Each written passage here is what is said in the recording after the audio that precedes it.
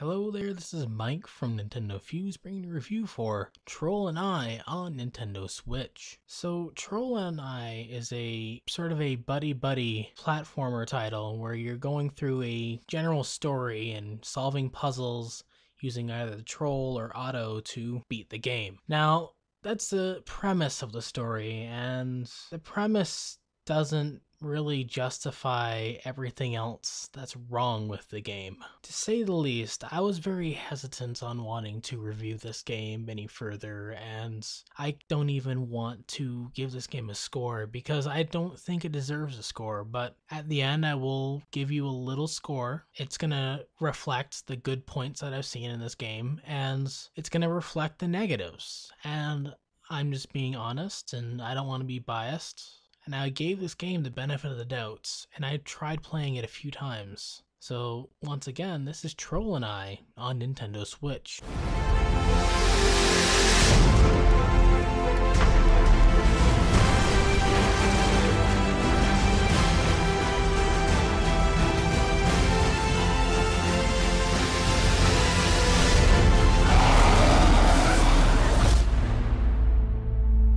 Troll and I pretty much has a few things going for it. It has a good story, has very acceptable combat, it has a very decent crafting system, and it has very nice environments. Now, that's also weighed down by the negatives being a ton of technical problems, the very bland voice acting, and the nauseating camera. And those are things that are just outweighing the positives by a huge margin. And I didn't even put out a large list of negatives either. The technical side is probably so massive that I could probably make an entire video about that part of this game and still continue onto a multi-part series with it. So we'll dive into a little bit of each category and I'll explain it as best as I can, but you're gonna get the gist of what I think of the game. And now to really just explain a lot of the points, we're gonna start with the positives, go to the negatives, like we do every review with me, and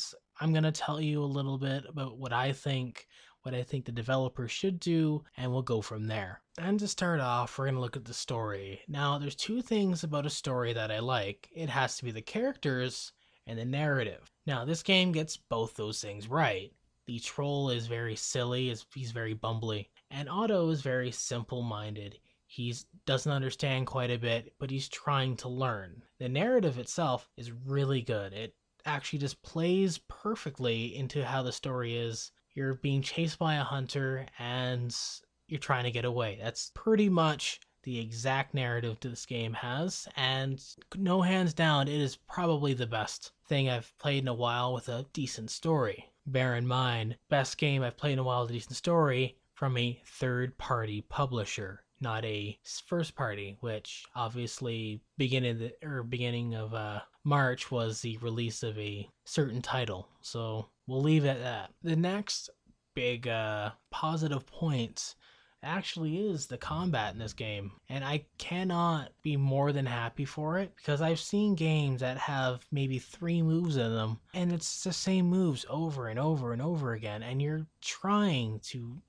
find some sort of balance and you can't really find the balance because it's just a boring game. And this game does offer a lot. It's very diverse combat. It's probably like 6 or 7 different move combos you do end up doing depending on how you're orientated. It's really nice. It makes me feel like I'm playing something akin to, say, Assassin's Creed, where you have a back attack, but you also have a front attack and a jump attack and a attack with a weapon.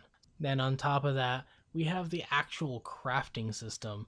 And one thing I do like is when a game gives you the entire crafting system from the beginning of the game. Minecraft is a big example of this. This game follows that same formula, gives me every option in the game, tells me exactly what I need, and we'll go from there. I don't like when games basically force you to go search a cavern to find a specific recipe to make something. It should be available to me, and this is very much a very positive point of this game. And lastly, we're going to look at the actual environments. Now, bear in mind we are running on the Switch, and the PS4, Xbox One, and the PC releases, they're going to be tons better. And honestly, the game, how it runs on Switch, albeit with very low frame rate, it is not that bad looking. And honestly, the devs could have probably baked in some light in areas and maybe reworked the graphics instead of relying on the same sort of tricks that the other consoles have done. It does do a noticeable impact in stuff like shadows and everything else. Your frame rate does drop a lot, and we'll touch on that in a few minutes here. But overall, it's great. That's it for the positives of this review, and I don't really have much else to say for it. The game's positive sides are that it has a great story, combat's pretty diverse, crafting system's probably the best one I've seen in a game in a while, and the environments are pretty much on point. Now on to the next part, which I hope to keep in under 6 minutes or less. Now, I don't want to be stretching this review out to 15-20 minutes, but if I have to, I will. The cons, the negatives of this review, and that's the technical problems, the voice acting, the camera, the stuff that should be there in the game from the beginning. It shouldn't be bad. It should be fine, it should be alright. It shouldn't make me sick, and it shouldn't make my game console crash. That's the key thing. And I've played games on low-end hardware before where they ran at like 10 FPS. This game can dip as low as 10 FPS on Switch. So that's just really going to string us right into the first point of our negatives. The technical problems. And to really start going through my list of technical problems, we're going to start out with the sound. Now, the trailer showed a very loud, very prominent roar of a troll. All I got is a wisp. And to demonstrate the wisp, here is the roar of the troll right now.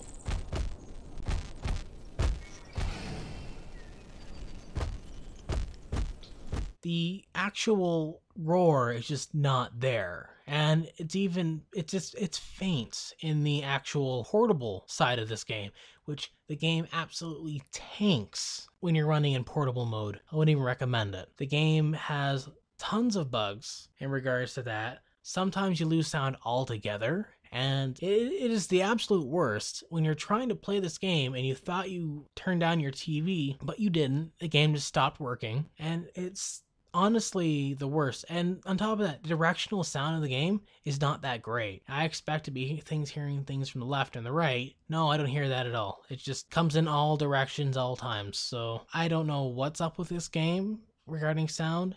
It needs to be addressed soon, before even someone, say down the line, gets Super Mario Odyssey and gets this game too. They're not going to want to play it. So that's just the start of my technical woes. On to my next major issue, the crash in the beginning of the game. So in the first chapter of the game, you go through a wooded area and the game crashes. Now, bear in mind, they do tell you, and what they didn't tell me is that you need to restart your console after you install the digital version of the game. Now, I didn't know this, and this is a solution that a lot of us reviewers and the publisher have all sort of found out together. Other reviewers should have actually told you guys this already, but I'm telling you again. Restart your console, not just put it to sleep and turn it back on. Restart your console to actually fix this crash. Although it doesn't really fix the crashes for me, and that's saying something. I spent probably $70 on an SD card for my Switch. It's not helping at all, and it's a high performance SD card. Even though the Switch doesn't really take advantage of it, I think the game needs to be better optimized for the Switch. It's going to lead me right into the next big technical problem. Frame rate. Frame rate everywhere seems to dip, and I have no idea why. During cutscenes, it dips. During any wooded areas, it dips. Anything with very far expanse views, it dips. Top of that, the game dips when you get into two-player mode. The game dips when it goes into portable mode. It's even worse when you're playing on portable mode and two players, because it's pretty much unplayable. It's maybe stop motion animation. And as much as I like watching the old reindeer movies like Christmas movies and such, I turn around and I cannot stand a game that has all these technical problems, and it's almost made me sit there and just scrap this review entirely, because it's going to sound like me ranting the entire time. So that's all I'm going to cover on the technical problems, because there's guaranteed a ton more, and I haven't really dug myself that far into this game to really experience them all. Now, this brings me into the second problem I currently found, or second con, more or less, and that's the voice acting. And the voice acting sounds very called in. The sound isn't very clear, it doesn't help the storyline. I love the narrative, but the voices need to go. If it's just words on the screen, I will gladly read that. But overall, like, this shouldn't be like that bad of a game. And I've seen the intentions, and the voicing does not help at all. And the one last big con that really turns around and just defeats a game entirely is that it's the camera. The camera needs to be perfect in car games and shooting games and all sorts of other games. The camera needs to be perfect. It doesn't need to trail, it doesn't need to be bad, it doesn't need to be like floating in midair somewhere and just be following around you in some sort of auto pattern. But this one does, and it's bad. Your screen space is taken up mostly by whatever character's on the screen. It's even worse when you're the troll, and that's it.